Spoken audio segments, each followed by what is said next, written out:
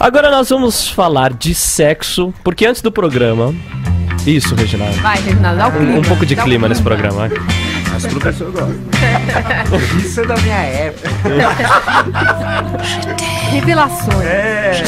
Essa música veio. Sérgio, Master Tonholi, estávamos falando antes do programa do caso do Sting, não é? O Sting, ele se jacta, doutora, de ter feito um curso de sexo tântrico. E ele diz que ele consegue prolongar a relação até que ele tenha um orgasmo só depois de 12 horas de sexo. Que tédio, não? E aí, doutora, só para encerrar, eu me lembrei daquele... Tentando explicar o Sting, depois você vai me explicar, né, doutora? Aquele caso que o Luiz Fernando Veríssimo contava nos anos 80, que tinha uma mulher que tinha horas e horas de orgasmo e detectaram que ela tinha 80 pontos erógenos no corpo, só que não acharam os pontos. Aí veio um doutor e viu que ela só tinha um ponto, era na ponta do dedo.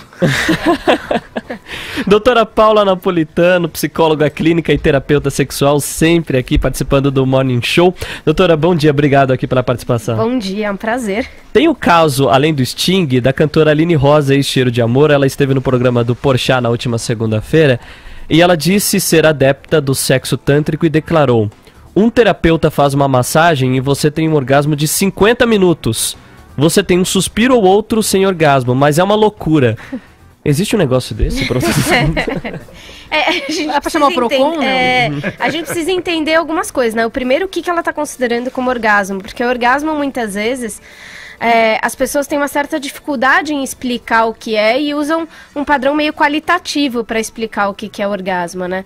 Então, assim, a massagem tântrica, né? O tantra e o sexo tântrico, eles são experiências para que você consiga ter experiências mais sensoriais e para que você possa, de fato, prolongar o sexo, prolongar o prazer e ser muito mais intenso. Então, de fato, são exercícios para uma percepção e uma consciência corporal que fazem com que você, através de vários exercícios... Tipo musculação, assim. Não é uma musculação, porque até o Tantra, ele é uma massagem que não é uma massagem muito leve, que você quase não sente, porque ela entra muito mais na coisa dos sentidos.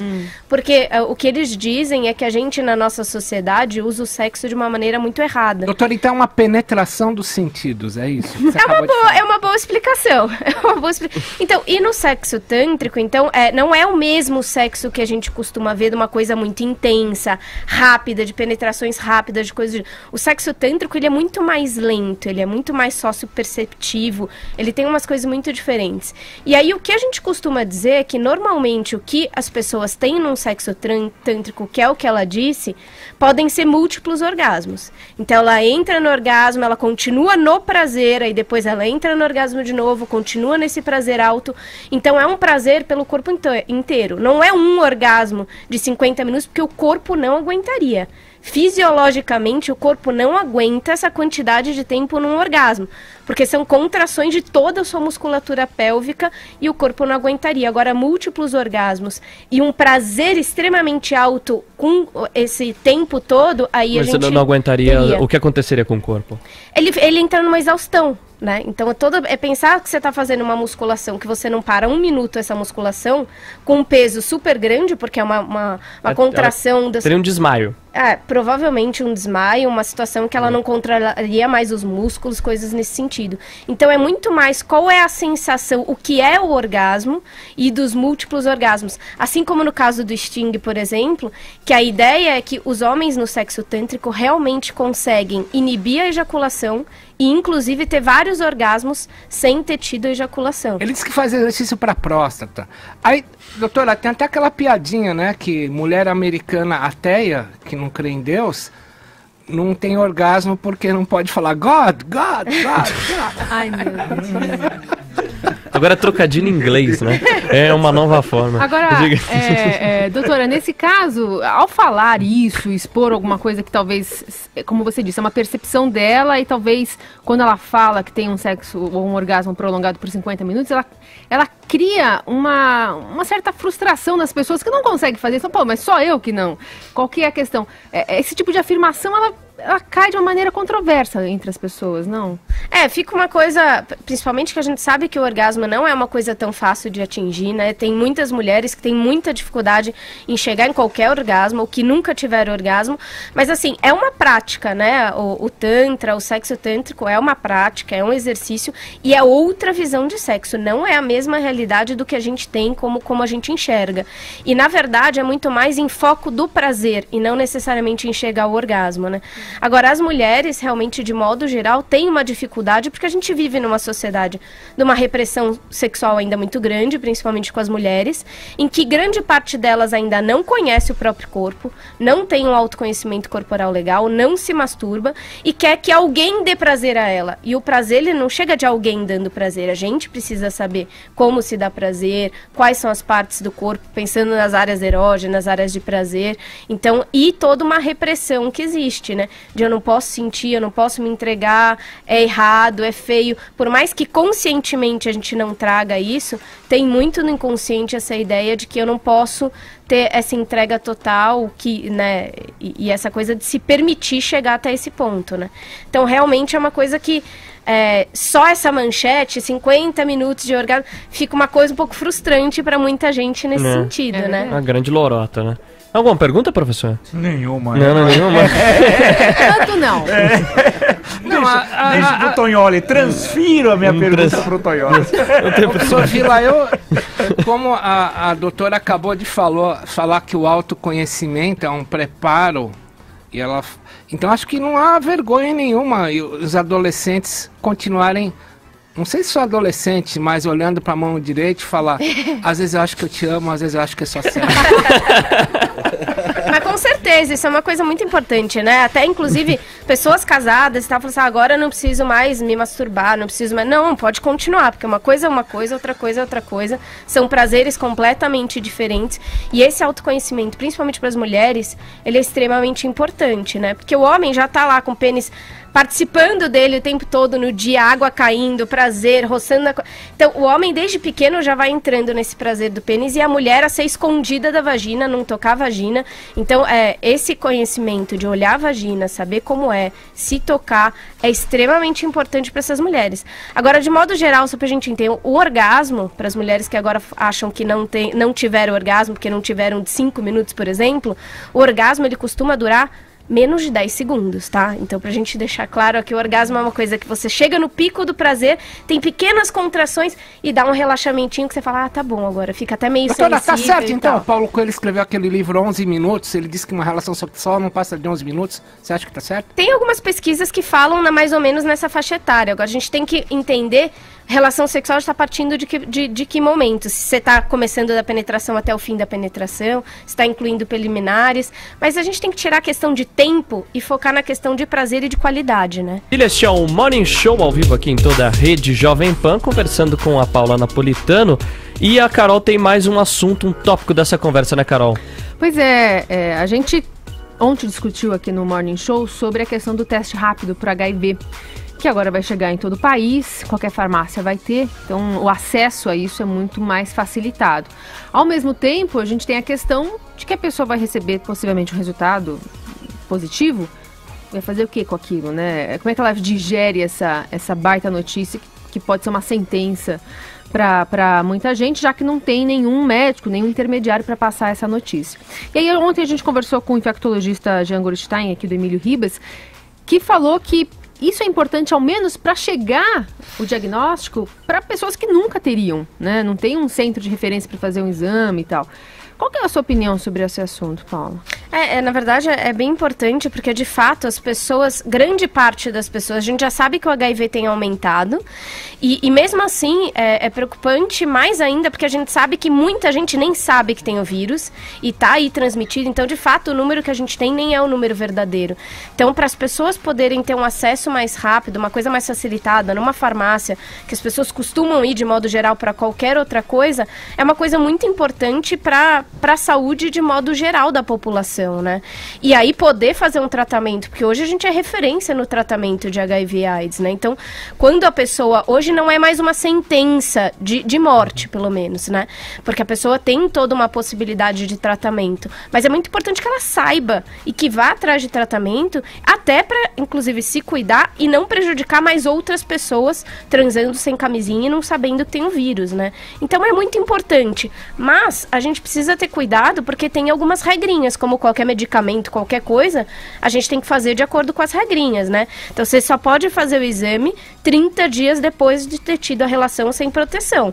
Porque o corpo precisa desse tempo para produzir os anticorpos para aparecer no exame. Então não adianta você transou sem camisinha ontem, vem desesperado, ai meu Deus, o que eu fiz, vai fazer o exame, vai dar negativo e não quer dizer que é negativo. E você fica tranquilo e no final das contas não fez... E não fez. Então, 30 dias depois de ter tido a exposição, pelo menos, se der positivo, vai no laboratório e faz o exame de sangue para confirmar.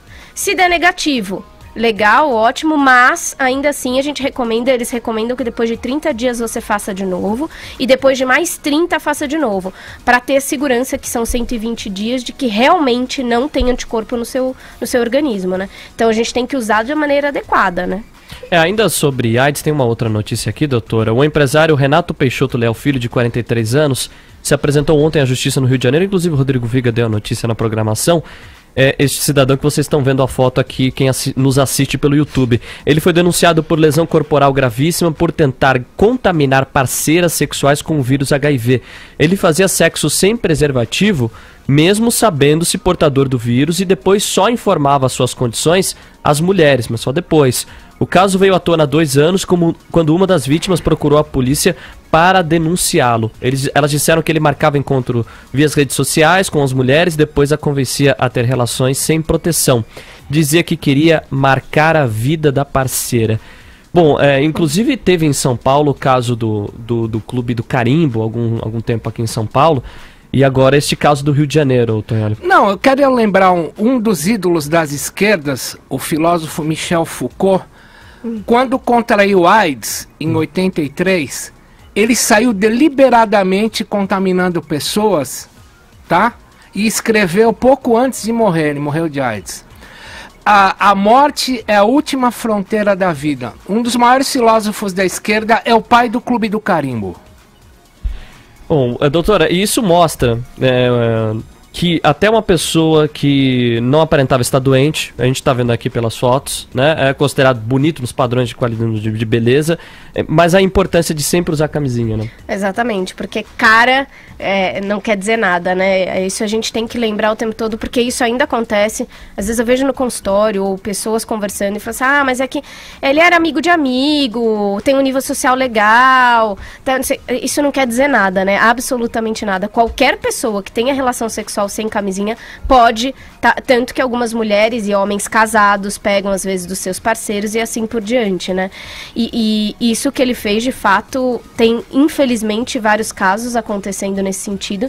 Normalmente são pessoas que não lidaram bem com com terem, né, se infectados de alguma forma, e aí usam essa raiva e usam essa coisa de querer fazer com que os outros paguem assim como de alguma forma essa pessoa pagou, né? Mas isso é um crime, de fato, né? Ele sabendo que ele tem e transmitindo isso. Agora, é muito importante que essas mulheres fiquem atentas. Em qualquer pessoa, você não transa sem camisinha, de jeito nenhum, porque é a sua saúde e a sua vida que está em jogo. E a gente não pode colocar a nossa vida na mão de outra pessoa. Agora, doutora, tem até uma questão que eu acho que é importante a gente frisar, que existe um serviço gratuito para as pessoas procurarem para tomar uma profilaxia, né, a PEP, após uma relação de risco. Sim. Você pode buscar no serviço de saúde, eles oferecem para você dosagens para que, se você tiver contraído, ou pelo menos estiver na dúvida, você pode tomar e pelo menos não ser um portador de HIV, né? Exato.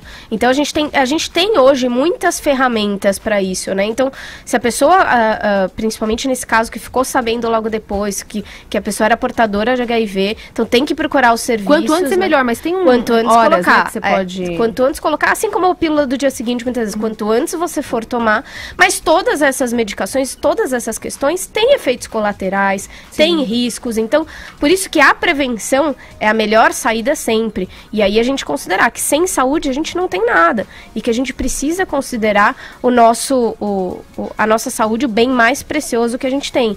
E o caso e tem casas hoje que estão fazendo ainda a questão do carimbo, né? Então são pessoas HIV positivas com pessoas HIV negativas que sabem que vão encontrar isso lá, e mesmo assim aquela coisa do risco de será que eu peguei, será que eu não peguei, de colocar essa situação, isso é muito perigoso, né? A gente está realmente brincando com uma bala ali na arma. Mas psicologicamente, como é que a gente explica essa história de querer marcar a vida, de querer passar para o outro? Normalmente é isso, a pessoa não conseguiu administrar a ideia de ter pego o vírus, normalmente ela sente que alguém sacaneou essa pessoa, e aí ela quer fazer o mesmo com o outro. Se ninguém se preocupou comigo, se ninguém cuidou de mim, se alguém me sacaneou, por que eu vou me preocupar com os outros? E aí entram nessa questão de querer, então, de alguma forma, ferir as outras pessoas também.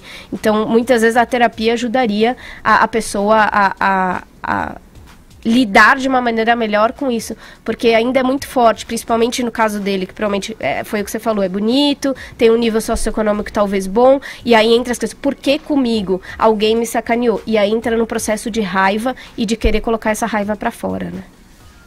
Diga, Master. Olha, eu tenho uma pergunta aqui, eu fiquei com a questão do sexo tântrico na minha cabeça. Você tá até agora martelando pensando. como a picareta do Ramon Mercader na cabeça do Trotsky. E eu sou... Quem não é? Sou muito fã do professor Vila. Queria aplicar... Eita! Epa! Ele reconheceu... Prestando atenção. Ele reconheceu a música Je t'aime do Gainsbourg. E tem um filósofo que eu gosto muito, Raymond Aron, que falava sobre um brasileiro, José Guilherme Melchior, um grande crítico. Eis uma pessoa que leu tudo e tudo sabe. Eu aplico essa frase ao professor Vila, leu tudo e tudo sabe. Por isso, por ter toda essa consideração pelo professor Vila e ser seu fã número 1, queria saber o que ele acha do sexo tântrico. Não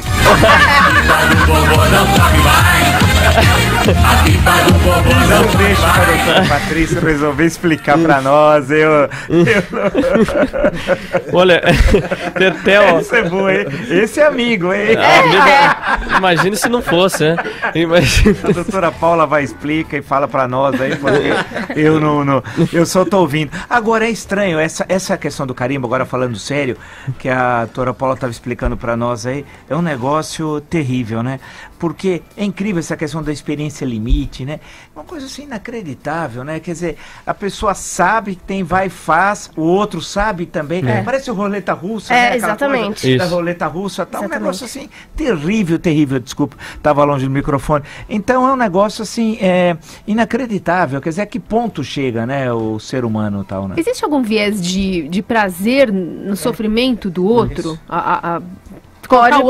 Pode ter. Essa pode ser um dos fatores, principalmente das pessoas mais consideradas mais masoquistas, de querer ver esse sofrimento. No caso do carimbo ou das party conversions, né, as festas de conversão, é muito mais essa questão do risco. Essa coisa do risco, de se colocar nessa situação. Eles dizem, muitas das pessoas que foram entrevistadas, que participavam dessas festas, que é uma coisa de você sentir que você de verdade está vivo e que você pode correr esse risco e que você tem, de alguma forma, um controle sobre a sua vida.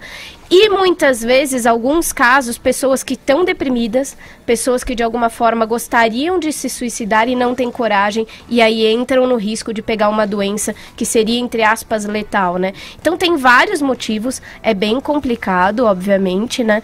E a gente precisa parar para prestar atenção que, assim, de alguma forma essas pessoas estão colocando a vida em risco. E se está colocando a vida em risco é porque tem alguma coisa que não está bem.